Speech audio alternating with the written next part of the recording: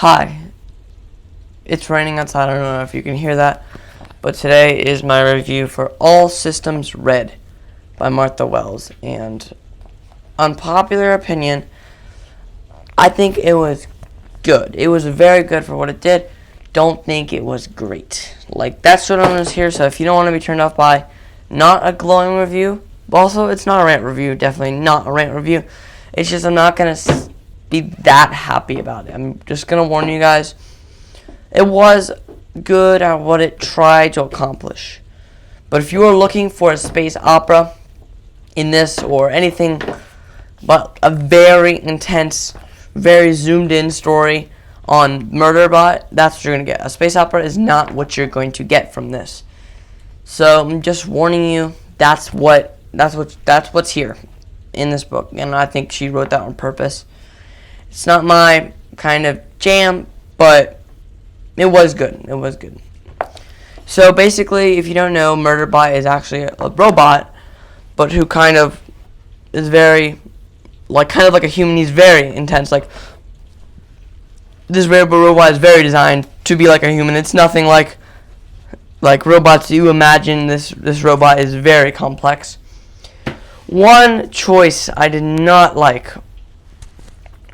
One execution choice was this being in first person, and I find that lazy. I find that it's that's just my opinion. I really don't love first person. The only exception to what I've loved in first person is Percy Jackson, but I think that was despite the first person.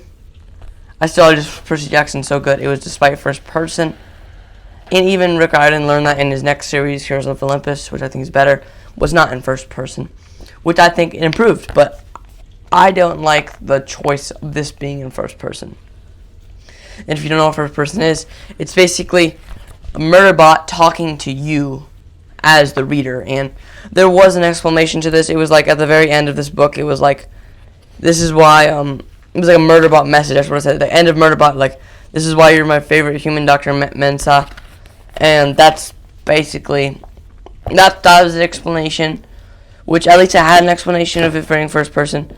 That's why I had a very big problem with the Kane Chronicles, of them telling a story. I don't know, it could be different with the second book. I've not read the second book in Kane Chronicles.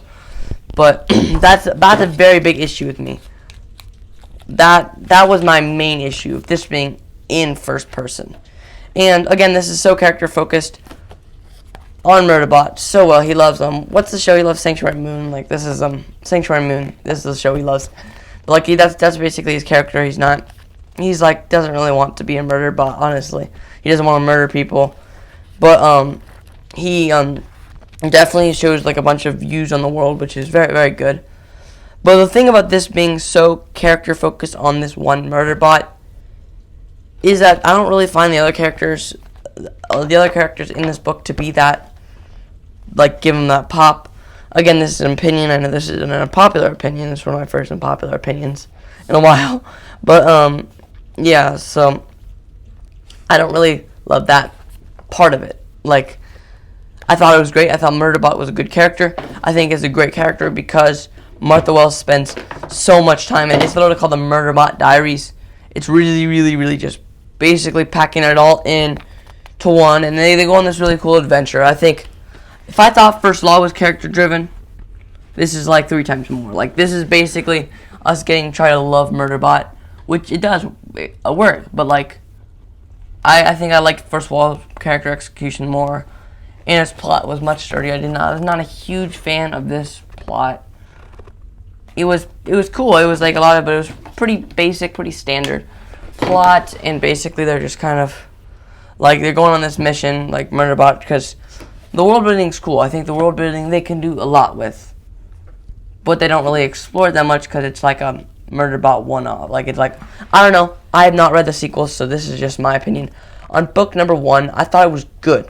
It had a lot of great stuff in this book. It's just, I don't think it really what I was looking for. I thought it'd be more of a science fiction, it's not like Dune. If it's on the science fiction spectrum, it's on the opposite of Dune. And Dune is my favorite book, so honestly, I liked it, but it wasn't my romp. It was I think It was a good science fiction to try. This is me getting more into science fiction, and I don't regret reading it. But all in all, it's about 3 stars. Yeah, it's about 3 stars. I would say 6, 7 out of 10. But I do think not terrible. So I'm not giving this a bad review. Honestly, it's just I'm telling you my problems with it. I don't think it was really for me. And I'm sorry if you really love this book, but I don't know if I'm going to be continuing on with the series. I could possibly, but I hear it's not. It's really just kind of the same as this. But I do respect it a lot. I really think it's great. And I know Martha Wells, a great author. But I think my main issue was the first person. And yeah, and again with novellas, they always end abruptly for me. I'm always like, oh, okay. And then what happens next is like it's a very shorter story. But I do think it's really cool to write novellas as a series, which people should do more often. But I like the concept. But I think the biggest tick for me was first person. So, yep, that was my kind of review for Murderbot, and it was a good book. It was good, but it wasn't my type. Sorry if you didn't agree with me in that. I know a lot of people won't agree with me. But yes, Murderbot, 6 out of 10. So, yep, see you in the next video, which should be tomorrow. I'm trying to post every day this week. Then I'm going to miss a week. And then I'll post the rest of the summer. So, yep, it's that plan. So, see you in the next video.